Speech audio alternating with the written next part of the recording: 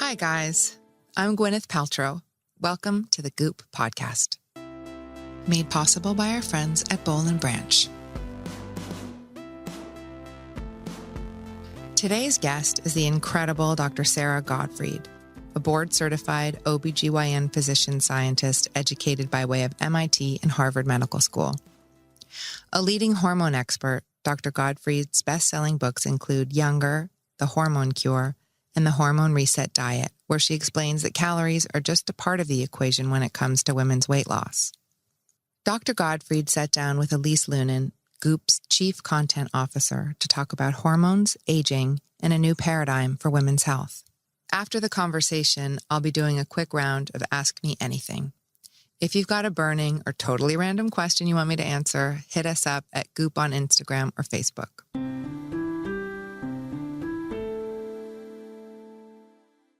Hey, it's Elise. A few years ago, we did a story on GOOP about organic cotton.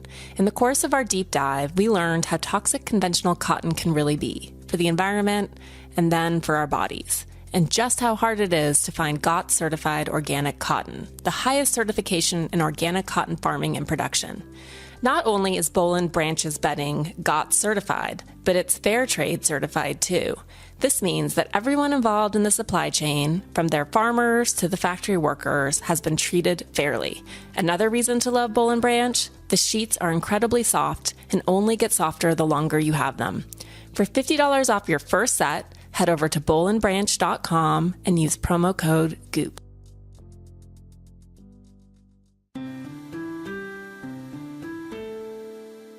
Now, let's get to Elise and her deep dive with Dr. Sara Gottfried. Their conversation is wide-ranging, touching on everything from the toxins in our personal care to the reasons that so many women struggle to lose weight.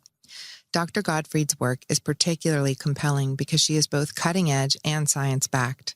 And as a functional doctor who was once quite conventional, she works hard to build bridges within the medical community. Essential, because in this moment, we need more collaboration and less polarization in our healthcare system. Here are Elise and Dr. Sara Gottfried. So thanks so much for being here, Dr. Gottfried. Happy to be here. So you are probably most known for helping women reset their out-of-whack hormones and debunking this idea that for a lot of women, 1 calorie in equals 1 calorie out, and there is basic math at the root of why we can't control our weight or any other number of factors. So what does that look like for you, and how do you help women sort of reset or find their true ground zero? Well, the problem with the calorie in, calorie out philosophy is that it doesn't take hormones into account. And women are not just little men. Like, we are very different than men. Our hormones are completely different.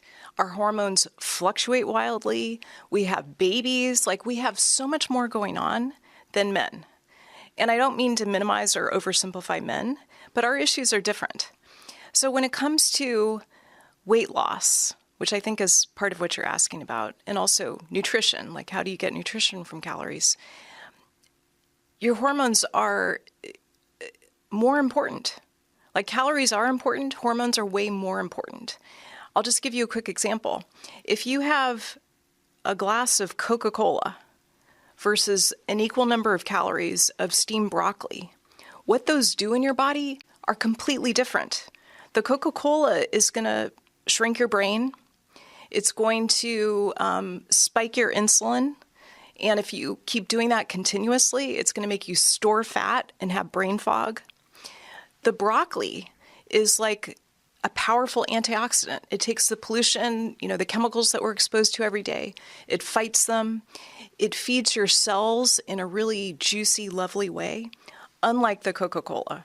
So that's just an example of how calories in and calories out just don't, it's not the whole picture. Mm-hmm. There's so many things like that in women's health in particular that feel so reductionist. And it's interesting and what you said about how women and men are so different, yet aren't almost all scientific studies done on like the 155-pound elusive male?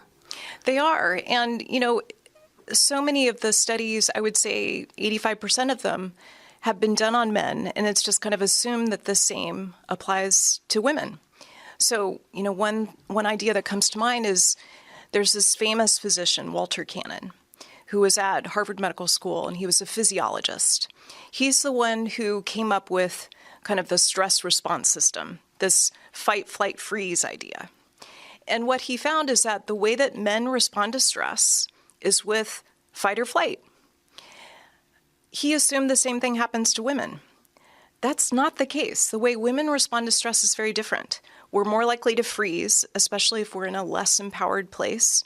We're wired biologically to respond to stress with tend and befriend. When we tend and befriend, especially if you hang out with benevolent women like you, Elise, it helps you become stress resilient in such a powerful way. And, this isn't something I came up with. There was work done at UCLA where they realized, okay, these ideas we had from the 1930s about fight or flight and the male response to stress doesn't apply to women. So interesting just listening, just even thinking about how interconnected we all are, and just thinking about you and your work and your practice and sort of that bird's eye view of women's health that's it's all so interrelated. And it seems like the most obvious thing to say, but knowing how, your practice has evolved from sort of totally conventional medicine into something that's more functional, it's sad that that all doctors aren't thinking completely system-wide, because it seems like a set of dominoes. It is a set of dominoes. Yeah, I think the physicians who practice the way I do often have some sort of vulnerability. For me, it was that I crashed in my mid-30s. I had 2 kids. I just I wasn't living the kind of life that I wanted to live. And it often takes that kind of crisis to get a conventional physician to look more holistically and in an integrated way at the human body. So, that certainly happened for me. It happened, that's sort of the healer's journey. It's sort of like, what gets a lot of people to pivot when they're in conventional medicine. Mm-hmm. And I think it's why, when I think about why GOOP is so resonant with so many women, it seems to be that moment. And when you're not a physician and you have a baby and suddenly you're like, my body is profoundly changed, it is stubborn and obdurate and like nothing works, and you go to your doctor and you're like, I don't feel well, and they're like, you're fine. Like, if I have to hear, oh, well, you have young kids, as one more time in reaction to like, I understand sleep deprivation. I went to college. Yeah. This is different. And I think for so many women, it's that moment of like, please listen to, like, can we have a conversation? Can we solve this very complicated puzzle together? Yeah, I wanted to punch my doctor in the face when I was up against what you're talking about. I think, and my story is the story of so many women, just as you described. I was about 35. I went to my doctor. I was, sort of shivering in one of those ridiculous little gowns, waiting for an hour for him to come. Yes, physicians also wait for other physicians. And I really opened my heart to him. I said, I've got PMS and it's pretty bad. Like, I'm a total bitch for a week before my period comes. I might end up divorced if I don't do something about it. I'd rather mop the floor than have sex with my husband. Like, I'm really struggling. And it's not just the sleep deprivation of having 2 kids. I had weight I couldn't lose. And I just felt way too young to feel so old. All I wanted to do was like stay in and drink a glass of wine and watch TV. You don't want that at 35. Like, that's not the life that we're meant to have. And what he said to me was really important, because he dismissed me and said, you've got young kids, you're just getting older, they're there. And at first I was humiliated, and then I had that righteous indignation that I think can move mountains and can foment a revolution. I felt like my hormones were out of whack. And he didn't want to hear about it. He said, if that's the case, why don't you go on a birth control pill? Which, we can talk about that has its own set of problems. And he also offered me an antidepressant. So here I was feeling this gap between the demands of my life and what I had physiologically to meet those demands. I was asking for help, and he was writing a quick prescription. That doesn't solve the problem. It doesn't address the root cause. It doesn't help me. In fact, it's linked to a lot of other problems. Even further loss of libido if I go on an antidepressant. They're worse than placebos in most randomized trials, unless you have the severest of depression, which I didn't have. So I left his office. I was fortunate to have this medical training, and I could apply what I knew about the female body to my own situation. I went and checked my hormones, and my hormones were totally off. My cortisol was 3 times what it should have been. My thyroid was sluggish. My estrogen was way high. My progesterone was way low. That's like nature's Valium. That's why I couldn't soothe myself. So that's what got me on this path of looking at, okay, what are the levers for getting your hormones back into balance so that you can feel that sense of grace in your body, which is our birthright. Like, that's what we deserve. Why do you think that out of grace state happens to so many women? Well, I've been seeing patients for 25 years, and I can tell you there's a handful, less than 5, who are in a state of grace, kind of regardless of what comes their way. They're superhumans. I'm very curious about them, but there aren't many of them. The title of your next book. Yeah, there's the other 99% of us who are just like, help! So why does this happen? I mean, there's a lot of different factors. I'll just hit a few highlights. One is the chemical industry and the amount of toxins that we're exposed to. I was on a plane yesterday flying across the country. I got exposed to radiation. It's like getting an X-ray. Then you go through all the X-rays when you go through TSA. There's flame retardants in the fabrics that you're sitting on the plane. There's air pollution. All of those things conspire to change your hormonal balance. We're exposed to endocrine disruptors all the time. You can be super careful and super clean. I only use organic makeup now. I learned that the lipstick I used to use 15 years ago was full of lead, and that made me, one of the things lead does, besides making you dumber, is that it takes kind of the low-potency stress hormones, the ones that don't bother you very much, and turns them into high-potency stress hormones so that you feel stressed out of your mind. So we get exposed to all these toxins, and detoxification, which I used to think of as a luxury, is now a necessity.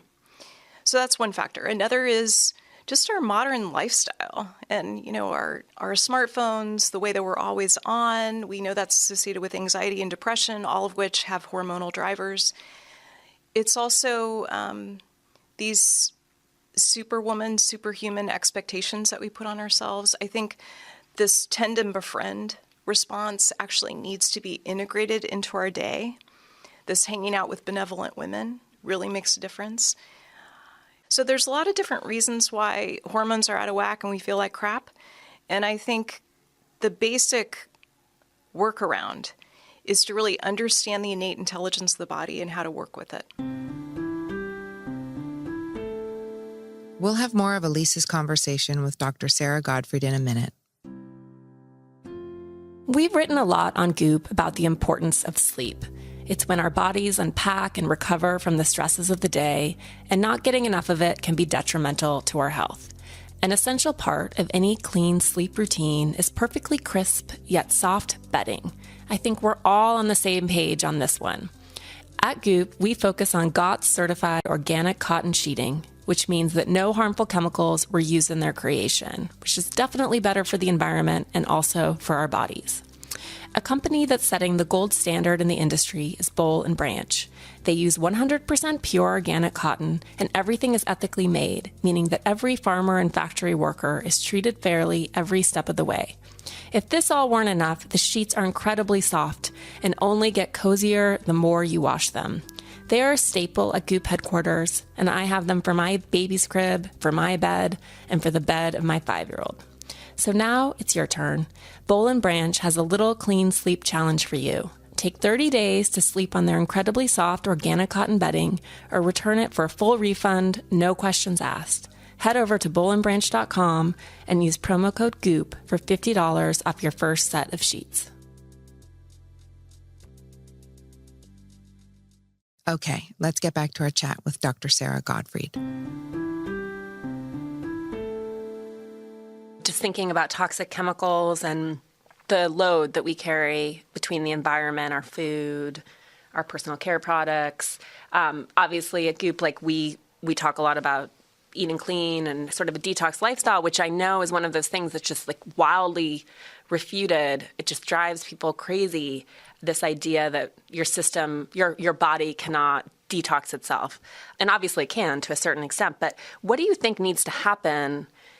How do we build the evidence and the research to support this idea? Because it's so important. Like when you look at what people are being exposed to and it's how it's amplified throughout society, how do we tackle that? Great question. I think you tackle it with data. So I think hard data is super sexy. It's what's going to really change the way that conventional medicine looks at some of these issues, like detoxification, like adrenal function, at natural hormone balance. So the way that you do that is to prove the case. So in the language of conventional medicine, that means doing outcome studies. And fortunately, there's 4 studies going on looking at functional medicine at the Cleveland Clinic that Mark Hyman is leading. I think that's going to go a long way to kind of prove the case that a more holistic, integrated, functional medicine is so much better for you than what's on offer from conventional medicine. And we know that the healthcare system is broken. 70% of the trillions of dollars that we spend on healthcare in the U.S. is preventable disease. Preventable. Like lifestyle medicine would solve it. Things like what you're talking about, what we read on Goop, like the detoxification, the being careful about what you put into your body, but also how you get rid of it. These evidence-based approaches to get your hormones back into balance, to eat the kind of foods that really nourish you. So not the Coke, but the broccoli. Like those make such a big difference in terms of how you feel and your arc over your lifetime. Like I have a great-grandmother who was a whole foodist and could still stick her foot behind her head and do a yoga pose before she died at age 97. And I want to die like that. Like she died in her sleep. She had a very long health span, which is that period of time where you feel fantastic, like you're totally on top of your game, free of disease, as opposed to disease span, which is that period of time where you're like slowly getting worse, autoimmune conditions, hypertension, heart disease, all those things that we don't want to have. So I think the way that you change it, the way that you create a revolution is with hard data and also with building bridges. I don't blame conventional physicians for the state that we're in. I do blame some pharmaceutical companies. I do blame the chemical industry, which is like big tobacco. But I think that, fighting with doctors who have the old school view is not necessarily the solution. To me, talking to them, saying to them, listen, I saw your patient. I know she sees you for cardiology. She's got a cortisol that is like mine used to be 3 times what it should be. And that is one of the reasons why I think she's having all these symptoms. Having those individual conversations can really make a difference. And then the outcomes data is what's going to kind of move a bigger group. And I think just stoking curiosity. I think if you're a doctor and a healer, like you are probably inherently a very curious person. So I think like allowing people to come into that like questioning phase so it doesn't feel threatening. Yes. That's huge. Yeah. That's huge. That curiosity. And, I think if you really ask most traditional physicians how they're feeling, like if you test them, 90% of them are addicted to coffee. 50% of them have mold in their home. Many of them are medicating. They drink 5 cups of coffee just to get going in the morning, and then they drink a bottle of wine at night to wind down. Like if you really ask them how they're doing and you do some testing and look at their liver and look at their gut function and their microbiome and do a hormone panel, you could help them feel so much better. That makes a big difference too. Yeah.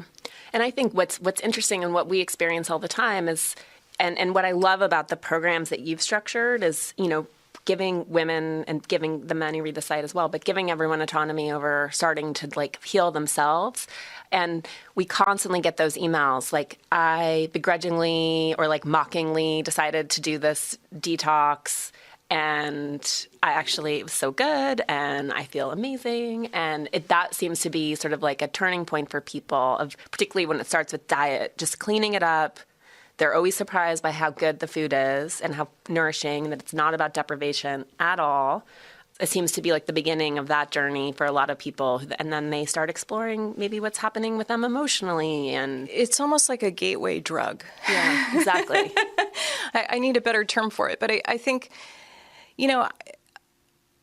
what I know after practicing for 25 years is that you have to meet someone where they are.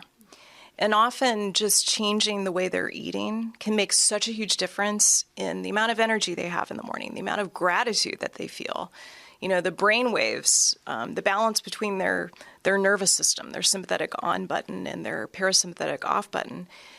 Food can make such a difference. I have a total food first philosophy. But it also can be overwhelming. Like, I don't tell someone the first time they meet me that I'm going to change their food, I'm going to totally change their exercise plan, and they have to cut out all their toxic relationships, and we're going to do genetic testing, and I'm going to put them on, 100 supplements. Like, that's not how you do change management. A lot of people know what to do. Like, they have an intuitive sense that they need to eat more vegetables, maybe cut out the something that they're eating that's triggering them. But the way that you really get sustained results, I think, is with change management. And ultimately, I'm really a change agent.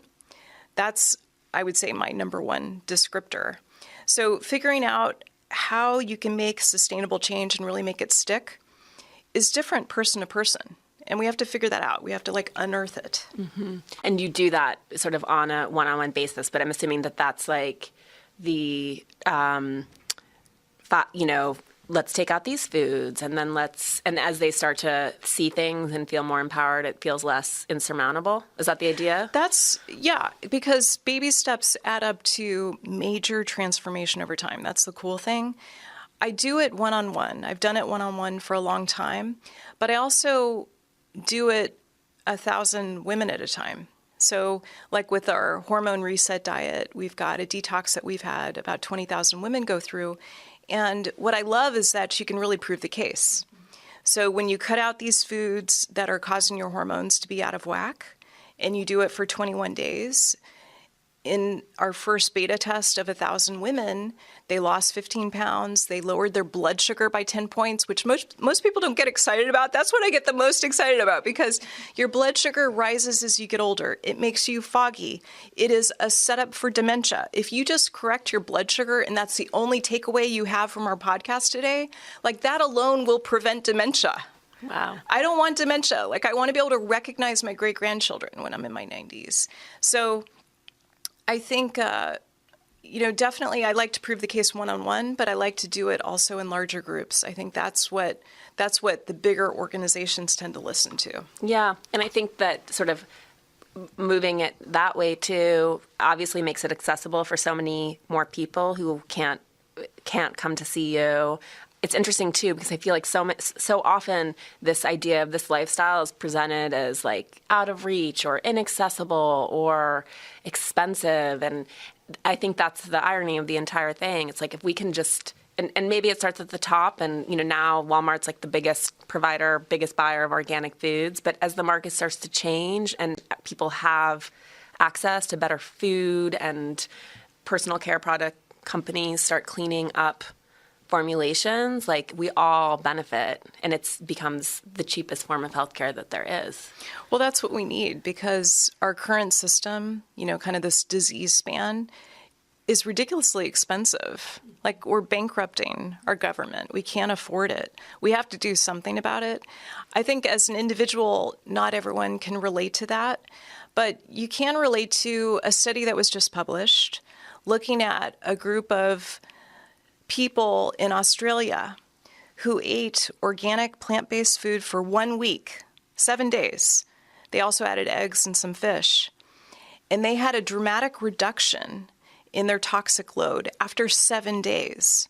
So you're right. I mean, it's expensive to come to see me. My online courses are a lot less expensive, but it can be as simple as going plant-based, doing what they did in the study, add some fish, add some healthy fats, add some eggs if you're not intolerant to them, And within 7 days, you can move the needle. Like, you can see dramatic changes. So I think for people who find this kind of inaccessible or a little woo-woo or more than what they want to handle right now, I like to take that kind of data and really translate it into something that is more hopeful. And I think that 7-day study is a good example. Well, and I love that you were prescient enough to create this sort of online community and course, which provides a lot of the structure that you need. I know you mentioned genetic testing and like the technology that's coming to help us in our healthcare. Like, what role do you see that playing? Oh, huge, because it's, not everyone is ready for genetic testing. I think you have to be in a certain place with it. I tend to bring it in like the second or third visit that I have with a patient. But genetic testing is the next 10 to 20 years of medicine. I think within a few years, we're all going to have our entire genetic code that is either on our smartphone or like a little chip that we have in our wallet. And on the one hand, genetics aren't everything. Like, this is a really important point.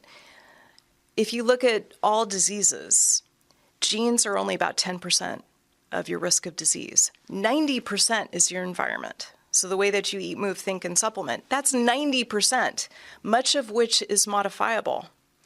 So genes kind of give you the blueprint. They give you kind of, here's your trajectory over time. But your environment, much of which you can control, is what really modulates your risk of disease. So a quick example, I come from a family that has a lot of blood sugar problems and hair loss.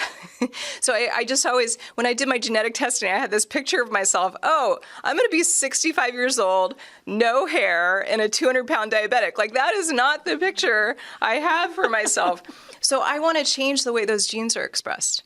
So it means I have to be vigilant about blood sugar. I have to be really careful. I don't eat sweets. I don't have sugar. I don't have sweeteners because I'm vulnerable.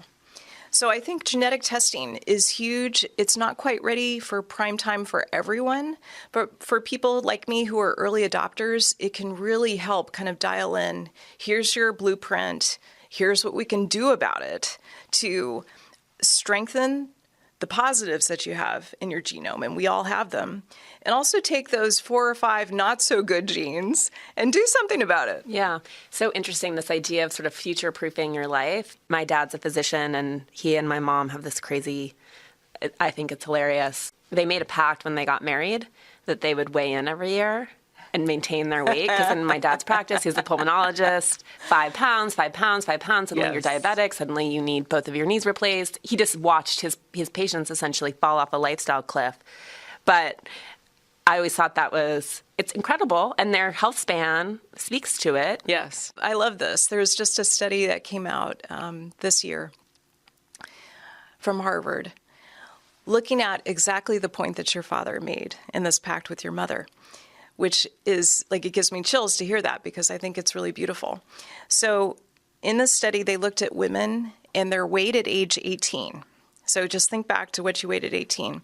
And then they looked at age 55 at what these women weighed. And on average, those women gained 28 pounds, which is a lot. And the women that gained this amount of weight, which is considered moderate, they had 2 to 3x the risk of disease.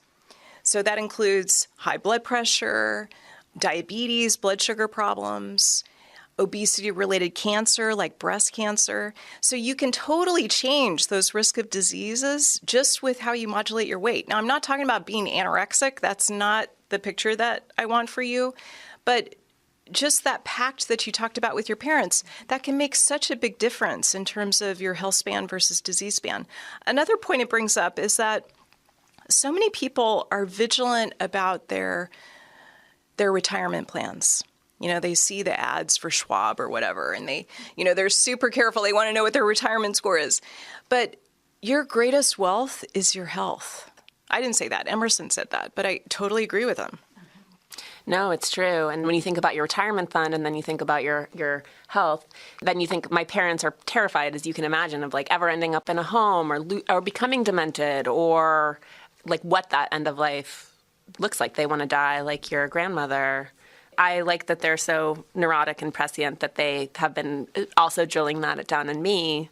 Because I also think it's so much easier when after you have a baby, for example, and getting on top of your hormones, looking for that reset, getting it under control instead of feeling like you can't control it ever again, which I think is what happens to a lot of women. It definitely never does. recover. Yeah, I've seen that so many times in my practice, and it was happening to me too. I think pregnancy is such a dynamic time. It is the most dynamic time in the human race in terms of you're carrying this fetus that is half you, half not you. And so your body has to go through all these machinations to not reject that fetus. Some women, it doesn't work. They have a miscarriage. But there's this huge autoimmune shift that happens in the body, and it triggers a lot of different things. On GOOP, you talk about the 5% reduction in brain volume. There's this issue with so many women where they have thyroid problems for the first time after they have a baby, and their hair is falling out, they're totally exhausted, their skin is dry, they go to their doctor and their doctor is just like, you just had a baby, of course you have those problems. No, check my damn thyroid, let me know what my hormones are doing. So yes, many women get to that place of being postpartum, and there's this surrender. And not surrender in a good way. A lot of women find that they eat more just to feel more energy. And I had that experience too. I gained way too much weight with my first baby. I was working hard. I was taking call. I was doing surgery up until the day before I had my baby. I had way too much cortisol going through my body. And cortisol is, it's like a bull in the china shop. It just really causes problems. And I gained too much weight, and then I had the worst time trying to lose it. All the old measures didn't work. I had to try something completely new. And I think a lot of women come up against that and kind of give up. So I want to encourage those women not to give up, or even if you have given up, let's rein it back in, because there's so many ways that you can get those hormones back on your side. And when they're on your side, it feels so much better. Mm-hmm. If they're betraying you, that's when you want to give up. But it's really this invitation to say, okay, let's look at your biology. This is not a moral failing. This is not you incapable of coping with motherhood. This is not you incapable of figuring out how to do a diet. Let's check your biology. Let's measure your hormones. Let's see what's going on with your blood sugar. Let's start there. Mm-hmm. Yeah. No, I also have an inflamed. I broke 200 pounds. Me too, sister. Yeah. It was impressive. Oh, God. It's even after my second. And I'm patient. I get it. But it is a slog. It's a slog, for sure. Well, thank you so much, Dr. Gottfried. I could talk to you for hours. So my pleasure. So happy to be here. Thanks so much for joining us for our talk with Dr. Sara Gottfried. You can learn more about her work on her site, saragottfriedmd.com. I know that her vision of a world of benevolent women will stay with me for a while. Now it's time for Ask Me Anything.